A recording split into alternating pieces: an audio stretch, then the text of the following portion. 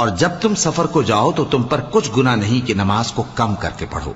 بشرطے کہ تم کو خوف ہو کہ کافر لوگ تم کو ستائیں گے، بے شک کافر تمہارے کھلے دشمن ہیں۔ اور اے پیغمبر،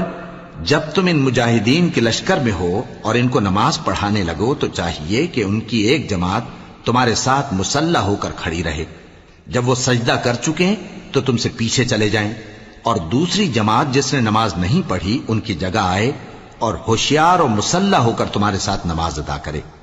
کافر تو چاہتے ہی ہیں کہ تم ذرا اپنے ہتھیاروں اور سامان سے غافل ہو جاؤ کہ تم پر یکبارگی حملہ کر دیں، اور اگر تم بارش کے سبب تکلیف میں ہو یا بیمار ہو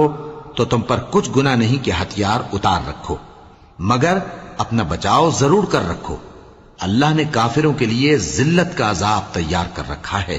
پھر جب تم یہ نماز تمام کر چکو تو کھڑے اور بیٹھے اور لیٹے ہر حالت میں اللہ کو یاد کرو، پھر جب تم مطمئن ہو جاؤ تو پورے آداب کے ساتھ نماز پڑھو۔ بے شک نماز کا مومنوں پر اوقات مقررہ میں ادا کرنا فرض ہے، اور ان کفار کا پیچھا کرنے میں سستی نہ کرنا۔ اگر تم بے آرام ہوتے ہو تو جس طرح تم بے آرام ہوتے ہو اسی طرح وہ بھی بے آرام ہوتی ہیں، اور تم تو اللہ سے ایسی ایسی امیدیں رکھتے ہو جو وہ نہیں رکھتے،